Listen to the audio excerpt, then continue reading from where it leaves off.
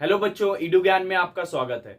I hope आप सभी अच्छे होंगे। अगर इस चैनल पे नए हैं तो सबसे पहले इसे सब्सक्राइब कर लीजिए।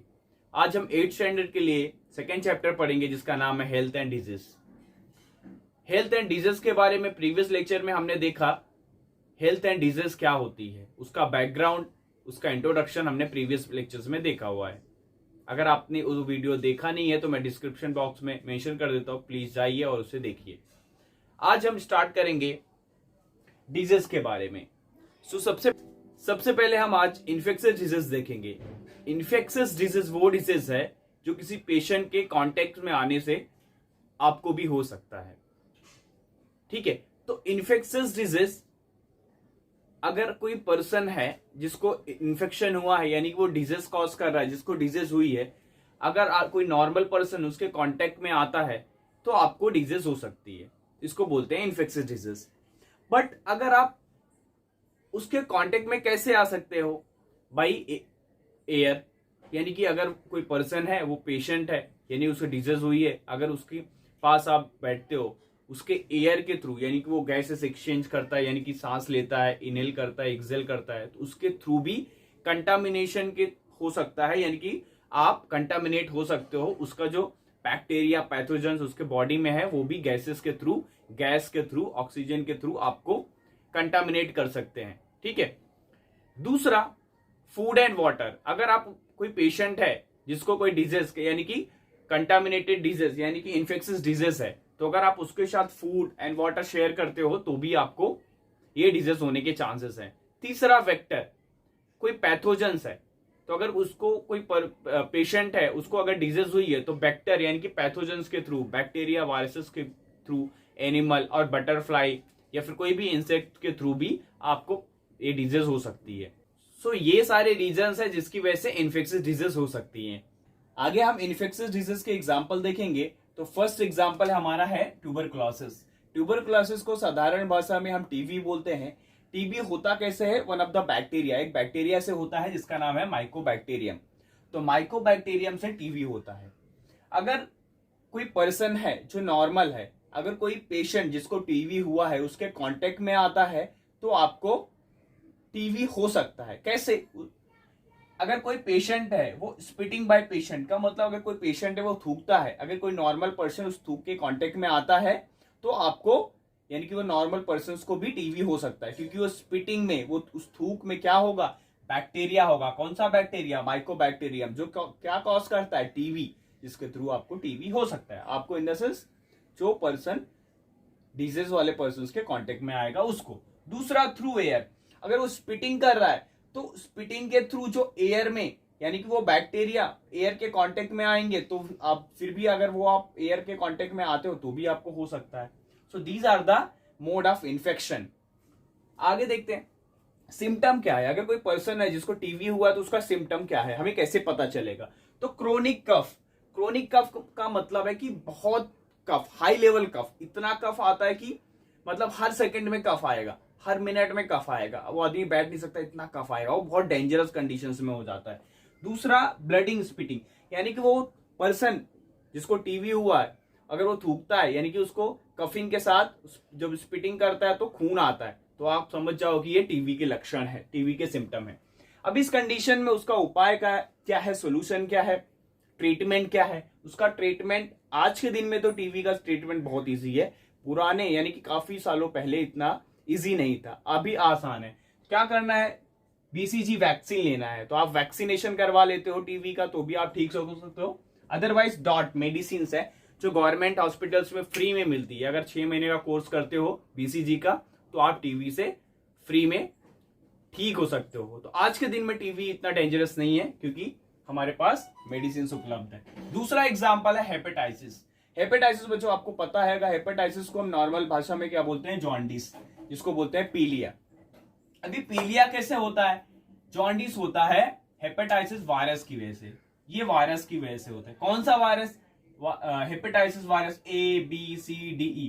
तो बहुत सारे वायरस हैं हेपेटाइटिस के जिसकी वजह से जॉन्डिस हो सकता है, पीलिया हो सकता है। अभी हम उसका इन्फेक्शंस देखते हैं, वो वायरस कैसे इन्फेक्ट करता है। तो contaminated of water and sharing of needles, यानी वो वायरस कहां हो सकता है?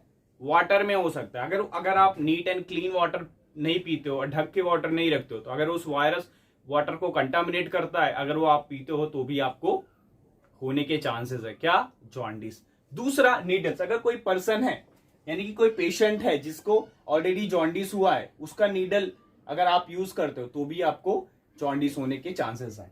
तो ये आपका क्या है, मोड ऑफ इन्फेक्शन।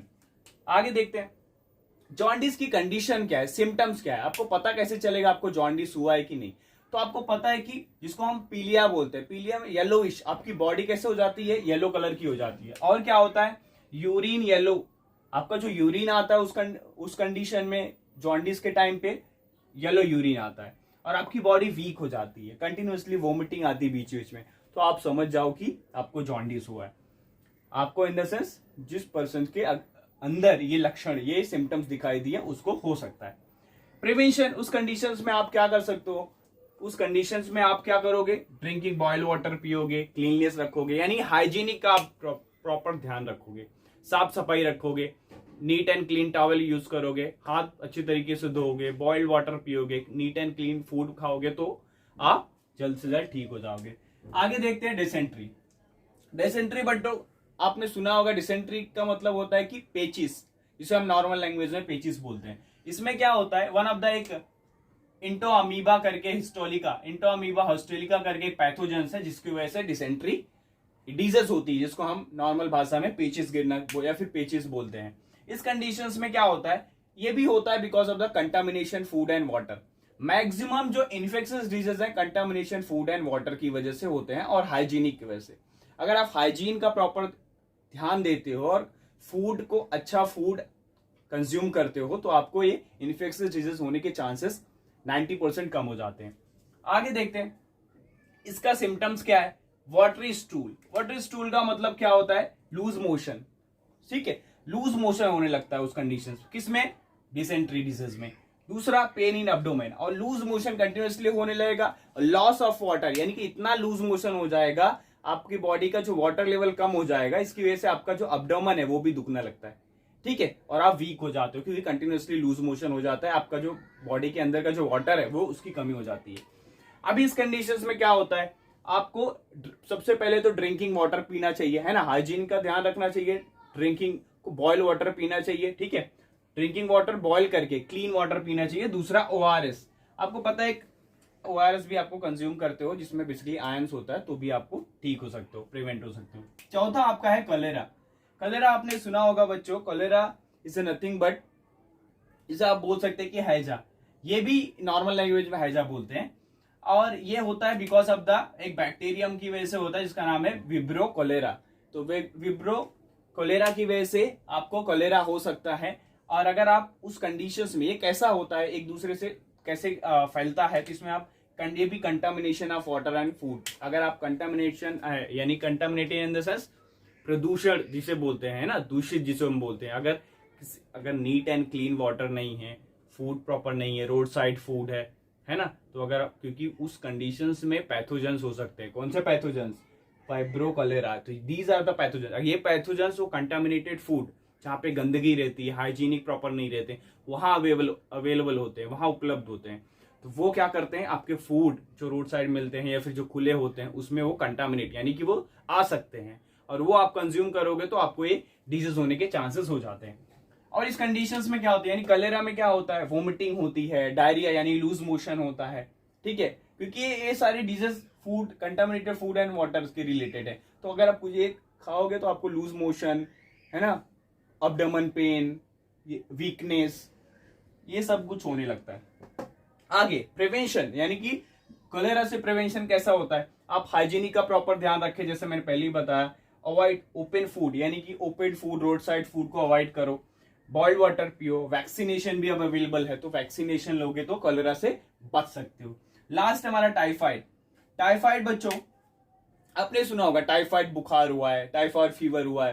तो टाइफाइड एक फीवर होता है आपको, जो होता है, ये डिजीज होती है because of the Salmonella typhi करके एक बैक्टीरिया है, बेसिकली बैक्टीरियम है, जिसकी वजह से ये डिजीज टाइफाइड हो सकता है। अभी टाइफाइड में क्या होता है, टाइफाइड में इन्फेक्शन कैसे होता है ना, मोड ऑफ इन्फेक्शन कैसे होता है, contamination of food and water.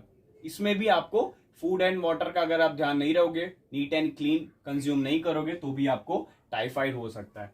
अभी टाइफाइड में क्या होता है, सिम्टम्स क्या दिखते हैं पेशेंट को? हेडेक आने लगता है, सर दुखता है, उसके बाद फीवर 104 डिग्री तक फीवर हो सकता है, 104 डिग्री तक आपको बुखार आ सकता है। किसमें? टाइफाइड में। अभी टाइफाइड का सॉल्यूशन क्या है, प्रिवेंशन या फिर मेडिसिन क्या ले सकते हो, उसमें आप ट्रीटमेंट क्या कर सकते हो? सेम, एक तो वैक्सीनेशन करवा सकते हो, दूसरा आप neat and clean food consume कर सकते हो और हाइजीनिक का ध्यान रख सकते हो। तो इस तरह से हमारा इन्फेक्शियस डिजीज का जो हमारे 5 एग्जाम्पल थे वो हमने कर लिए। आई होप आपको समझा होगा। अगर कुछ नहीं समझा है तो आप हमें कमेंट कीजिए और ये वीडियो को शेयर